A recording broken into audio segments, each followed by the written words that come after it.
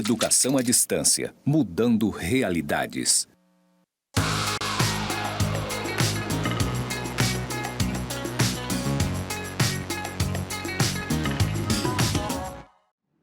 Saudações, pessoas! Sejam bem-vindos aos cursos do Instituto Federal de Educação, Ciência e Tecnologia de Rondônia, o IFRO, Campus Porto Velho, Zona Norte. Você está na licenciatura em Pedagogia EAD e eu sou a professora Anabela Barbosa e juntinhos estamos na jornada de legislação educacional na trilha LDB.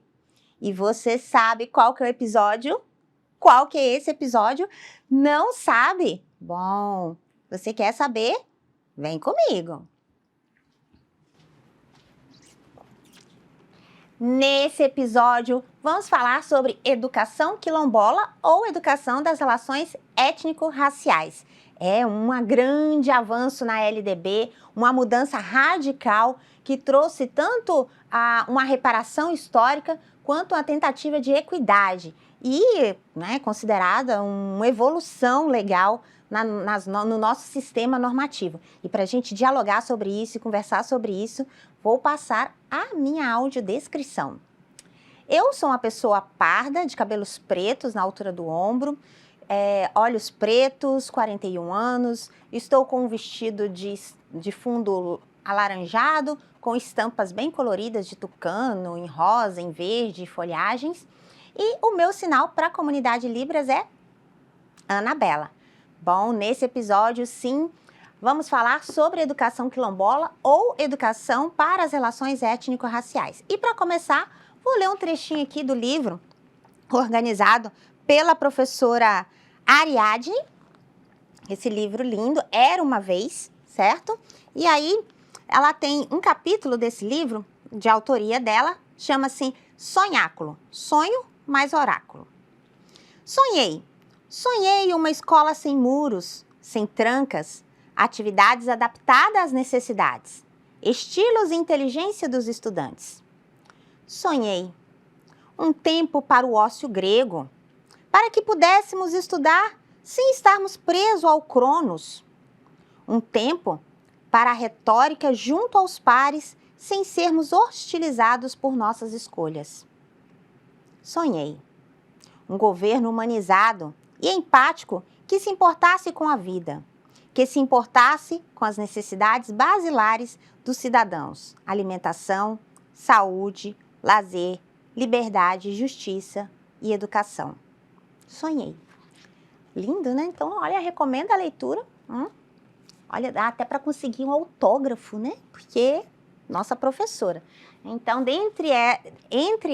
desta, além de outras lindas narrativas que foi organizada pela professora Ariadne nesse livro, Era Uma Vez, Narrativas Docentes Brasil-Bolívia. Vou deixar aqui meus livros, meus xodozinhos, para a gente começar a conversar, sim, sobre esse sonho. É um sonho de uma educação justa, uma educação baseada na igualdade de gênero, na igualdade de raça, na igualdade das pessoas, dos seres humanos.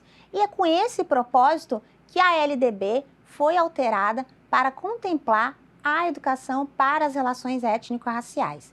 E é esse o tema do nosso episódio. Ai, que tudo, não é mesmo? Então vamos acompanhar aqui na nossa tela interativa?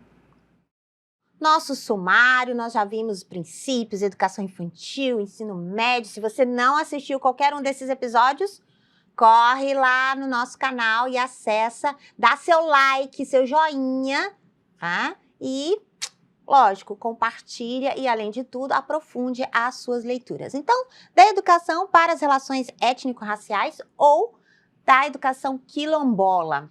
Pois é, o que diz a LDB sobre a educação das relações étnico-raciais? Lá no artigo 3º, foi alterado pela Lei 12.796 em 2013, alterou o inciso 12, colocando a seguinte redação: consideração com a diversidade étnico-racial.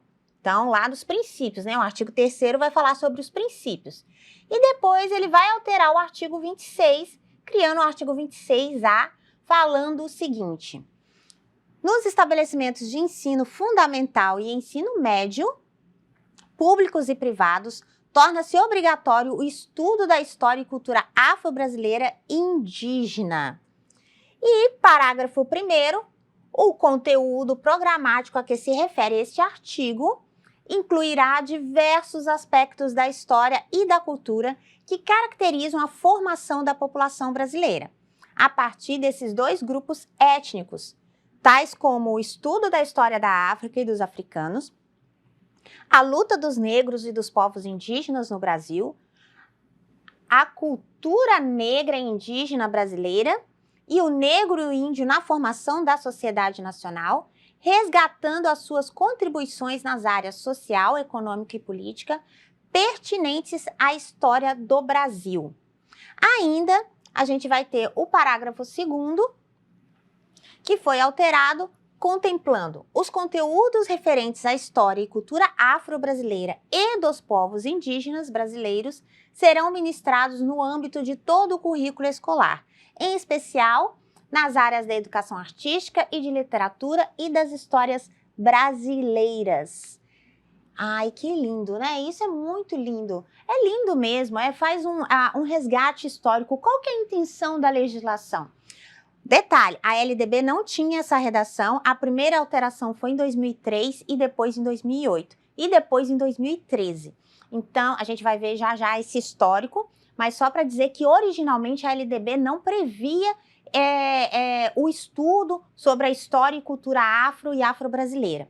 Então, essa inovatio legis, que a gente chama no direito, ela veio por uma demanda social, daí a importância dos movimentos sociais, das representações sociais, que nós já vimos aí em outros episódios, também na disciplina de práticas, na disciplina de currículo, de interculturalidade.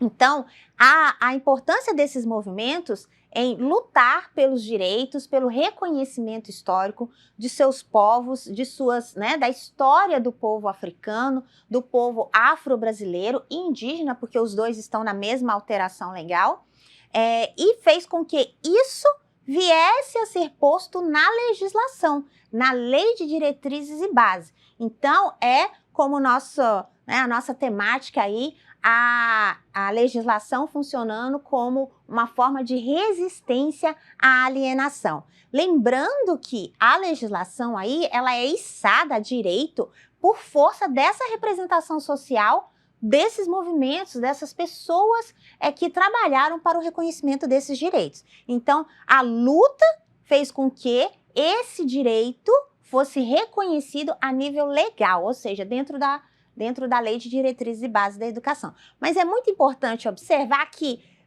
a alteração da lei por si, ela não constitui a mudança do sistema. Ela não constitui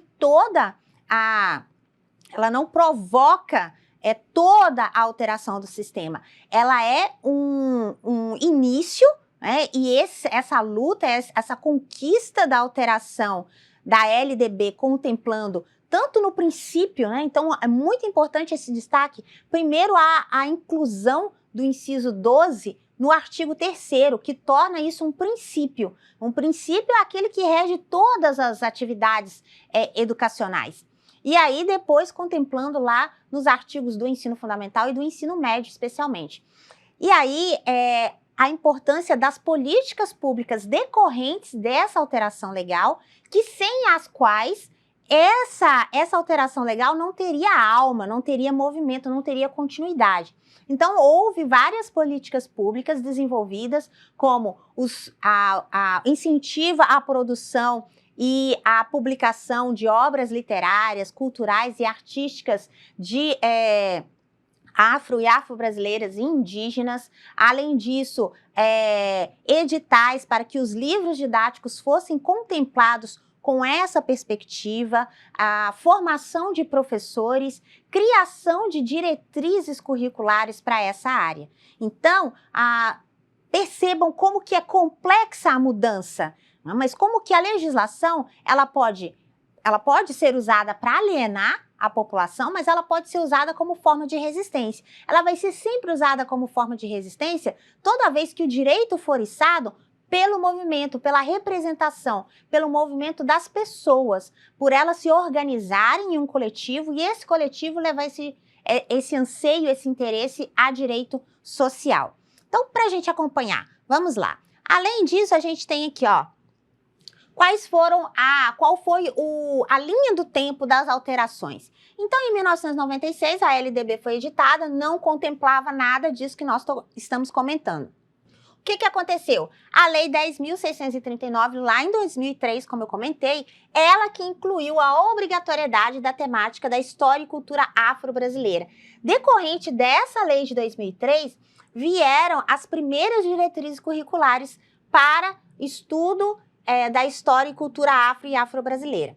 Depois, em 2008, a Lei 11.645 fez alteração e em 2012, uma nova lei que foi a lei do sistema de cotas, então a política pública para quê? Para fortalecer a proposta e fortalecer o direito que foi içado lá no inciso 12 do artigo 3º, instituindo o sistema de cotas como ação o quê? Como ação afirmativa que procura combater as desigualdades sociais. Em 2004, então, ó, nesse percurso, pós a Lei 10.639, sai a primeira resolução do Conselho Nacional de Educação, do Conselho Pleno, então não é nem na Câmara de Educação Básica, é no Conselho Pleno que tem mais força, e institui as diretrizes curriculares nacionais para a educação das relações étnico-raciais e para o ensino de história e cultura afro. E depois, só lá em 2015, só em 2015, que a gente vai ter o parecer da Câmara de Educação Básica, colocando diretrizes operacionais, mas já para a cultura dos povos indígenas. Se você quiser saber mais, acessa aí o portal do Ministério da Educação. Além disso, a gente tem o quê? Além disso, nós vamos ter que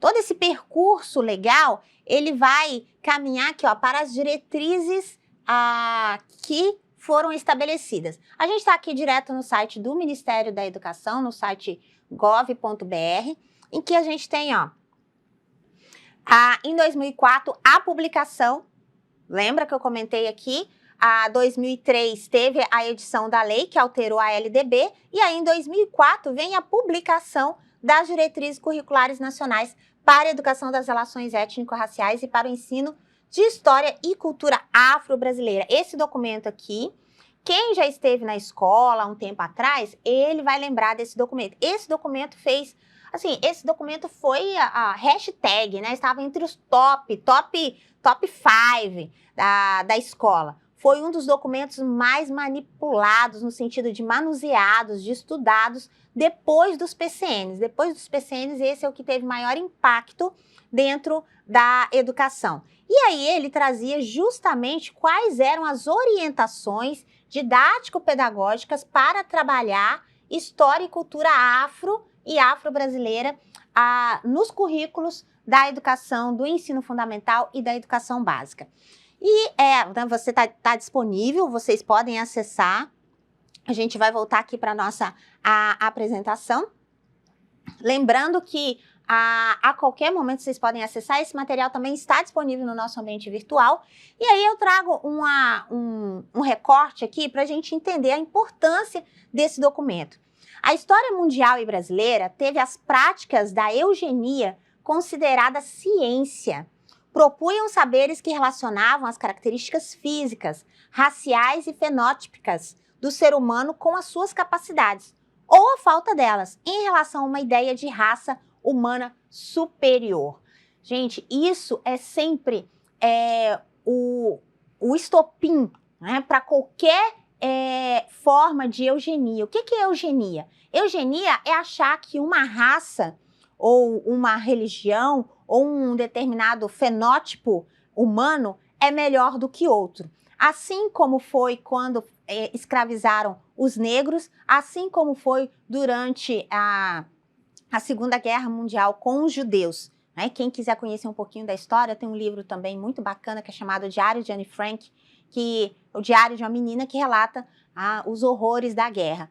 Então, esse princípio de que se tem uma raça superior, se tem uma estrutura física dependendo dessa estrutura física, ela é superior às outras, então quer dizer que os outros são desclassificados, que os outros são pormenorizados, se tornam objetos ou menos que objetos, não é? Você não tem alma, não tem vontade, não tem interesse, não tem direito, né? Então é menos que um objeto. E aí, com base nesses elementos, é que se criam todos esses horrores históricos que nós conhecemos por meio dos livros, e por outros caminhos, às vezes, outras versões da história. Mas sempre baseado nesse princípio da eugenia, de que um é melhor do que o outro. E aí, seguindo essa teoria, as legislações educacionais do Brasil foram por muito tempo. Então, por muito tempo, a mulher não teve direito a estudar, os negros não tinham direito a estudar e muitas outras situações, mas principalmente em relação aos negros e aos indígenas, né, considerados aí historicamente como seres que eram menos do que os brancos, os europeus, os que colonizaram o nosso país. E aí a lei de 2003, ela traz no seu bojo essa reparação histórica.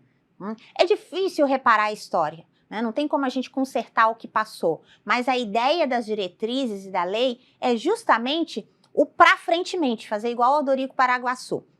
É pra frentemente, é numa perspectiva, em perspectiva, prospectivamente. Então, para o futuro, de agora para frente, vamos refazer a história, porque a história contada foi uma versão distorcida, foi uma versão que não deu o verdadeiro valor ao que aconteceu. Então, foi desconsiderado da história as mulheres que lutaram para transformar a realidade, as personalidades, os indígenas, os negros e todas as outras populações que contribuíram foram desconsiderados, contada apenas uma versão.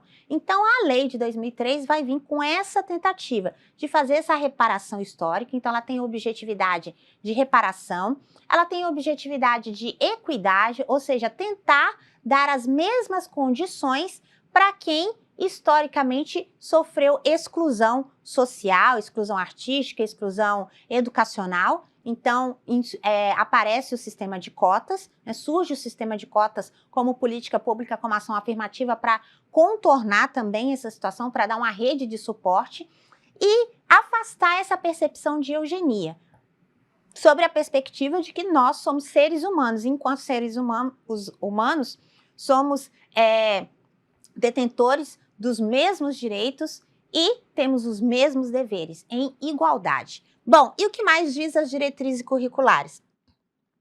Além disso, as diretrizes, elas vieram com essa ideia. Demanda da população afrodescendente no sentido de políticas de ações afirmativas, isto é, de políticas de reparações e de reconhecimento e valorização de sua história, cultura e identidade.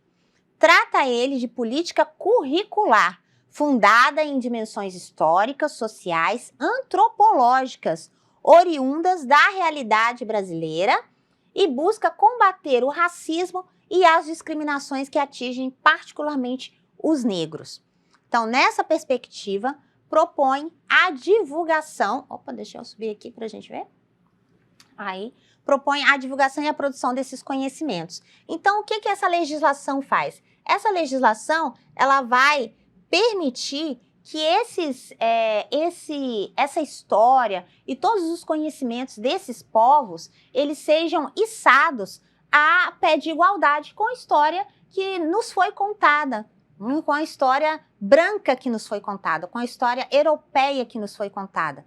E aí, alguns livros, por exemplo, são bem interessantes. Alguns livros didáticos, então, incluem contos africanos, contos indígenas, músicas, brincadeiras desses povos, que não havia contemplação nisso, não havia espaço, não havia liberdade, não era nem mencionado sobre isso. A menção talvez maior que tivesse nos livros pré-2003 era com relação ao Quilombo do Palmares, mas assim, ainda visto como uma forma de resistência, mas uma resistência negativa, né, como foi contra o Estado brasileiro, contra a coroa, contra toda a estrutura portuguesa e nacional da época, e não como uma forma de resistência, e não como uma luta pela liberdade. Então, essas distorções, né, passaram a ser afastadas dos livros didáticos e dos documentos que regem a educação a partir da mudança da lei em 2003, tá? O que mais que a gente tem?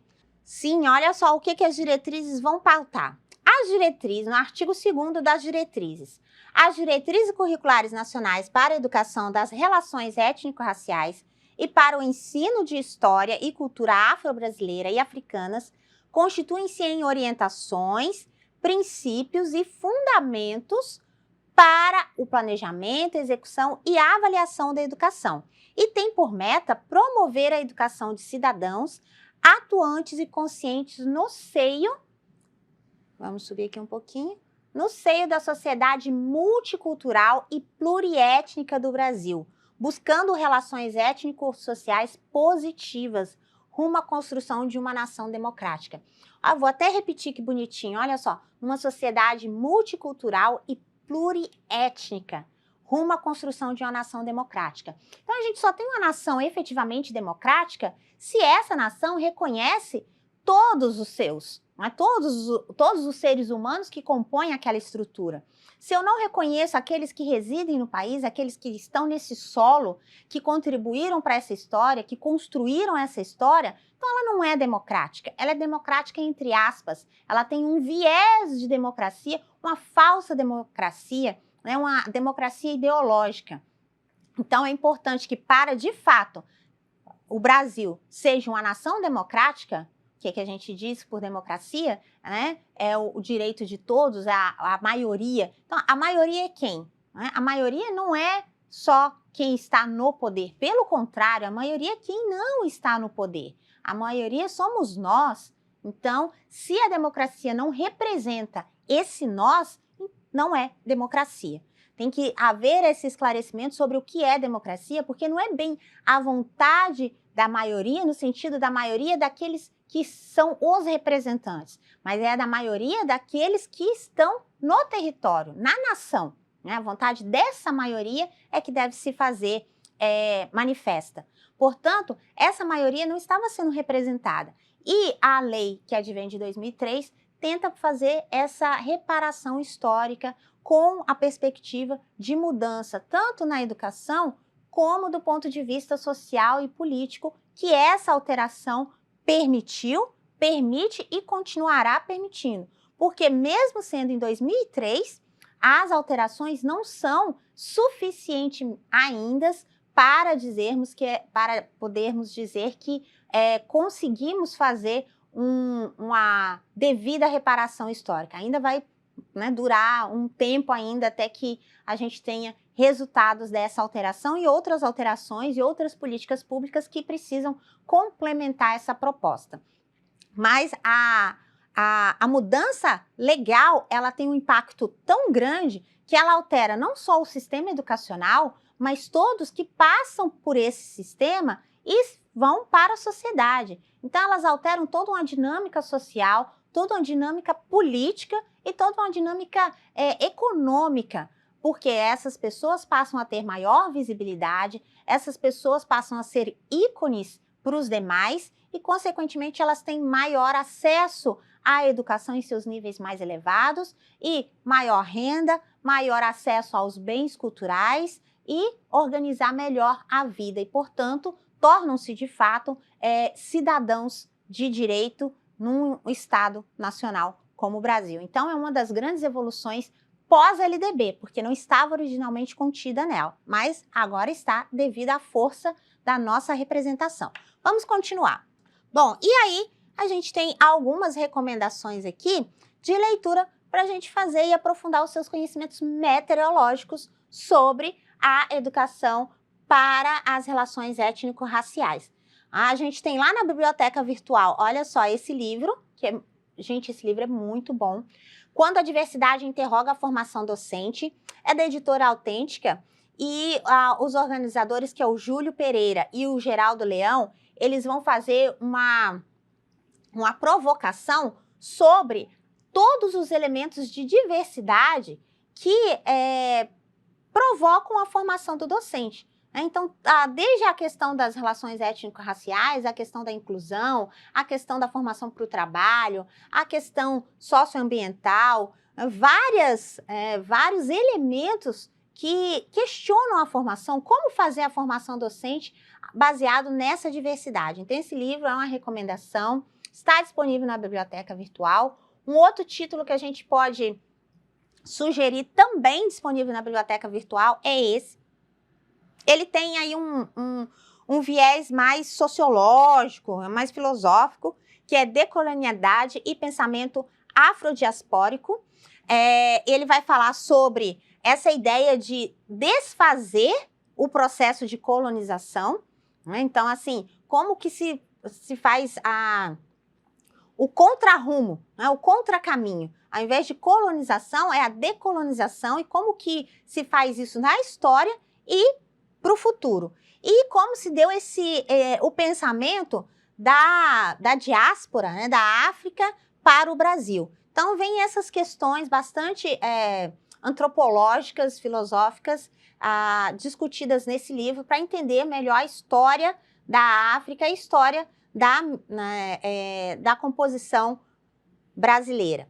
A gente tem também esse livro lindo, maravilhoso, que são Vozes Negras em Comunicação. Ele foi organizado pela Laura Correia, da Autêntica, e aí ela vai trabalhar com vários artigos de vários autores sobre mídia, racismo, resistência e como as pessoas negras fazem essas comunicações e como elas refletem ao longo na mídia, né? E como elas se tornam pessoas que, por meio da sua comunicação, fazem a resistência ao sistema. Além disso, a gente tem esse outro livro, esse livro aqui também, olha, é fabuloso, Combate ao Racismo, da Flávia Piovesan. Esse livro, ele vai fazer uma discussão sobre como se dá o racismo, inclusive o racismo estrutural, como que se organiza isso nas várias instâncias sociais e como fazer esse combate para a promoção da igualdade, né? O combate à discriminação. Então, um livro também fabuloso. Se você quiser um livro mais didático, tem esse organizado pelo Pablo Bless, que vai falar a organização e legislação da educação e vai tratar o capítulo sobre a educação das relações étnico-raciais. Ainda a gente tem esse daqui é muito fofo esse, gente. Experiências étnico-culturais para a formação de professores. Esse livro, da Nilma Gomes, ela traz várias propostas de formação de professores. Então, assim, são alguns relatos, né, de situações de aprendizagem, programas de formação de professores pautados pela história e cultura étnica, né, pelo viés dessas relações étnico-raciais e culturais, e como fazer a formação desses professores. Mas são mais relatos, então por isso que ele é muito fofo, conta a história dessas formações. E aí, né, para quem é mais visual, digamos assim, a gente traz a recomendação aqui do canal Tempero Drag, da Rita Von Hunt, né, do Guilherme Terry, que ele traz 2 vídeos que tratam sobre esse assunto. Racismo, coisa de branco, é um crime doloso. Esse vídeo é um vídeo muito crítico, então ele está disponível lá no YouTube. E esse daqui, Racismo Reverso, BBB e Outras Ficções. Paciência, em que nesses 2 vídeos a Rita vai tratar sobre questões tais como a constituição do racismo, qual a percepção de racismo que a gente tem, como que o racismo está estruturado nas organizações nacionais, como fazer a quebra desses paradigmas, por que que alguns autores, alguns livros e algumas ideologias nos fazem acreditar em certas coisas e que certas coisas são boas e outras são ruins, né? Que o branco é bom, que o preto é ruim, que o cabelo assim é bonito e o cabelo assado é feio, e coisas desse tipo, e como essas construções ideológicas vão se estruturando na sociedade e formando arquétipos e formando personas das quais dá-se a impressão de que elas são diversas de nós. E por ser diversas, diferentes, não merecem respeito, não merecem reconhecimento, não merecem valorização e, né, tudo decorrente disso vai gerar o quê? Vai gerar a discriminação, vai gerar o racismo, vai gerar, na instância mais grave, a eugenia e aí a disseminação de povos e pessoas independente de idade, de sexo, etc. Então, esses vídeos são bastante provocativos e vale a pena conferir, bem como os livros que estão na biblioteca. É lógico que aqui, gente, eu estou fazendo generalizações, né? O tempo é curtinho para a gente discutir sobre tudo. Então, mas o que gostaria que ficasse de mais forte é que não foi apenas a LDB em si, no seu bojo, que veio a transformação. As transformações posteriores à LDB, elas também marcam a mudança de perspectiva ideológica, de perspectiva de princípios para a educação. E daí a importância de estarmos sempre conscientes dos nossos direitos e dos nossos deveres para lutarmos a favor dos nossos interesses e, por meio da legislação, sim, transformar a realidade. Então, se você quiser saber mais, acesse os livros, acesse os materiais, consulte o ambiente virtual e leia, porque ler é o melhor caminho para a construção do conhecimento. Até a próxima. Bonanças!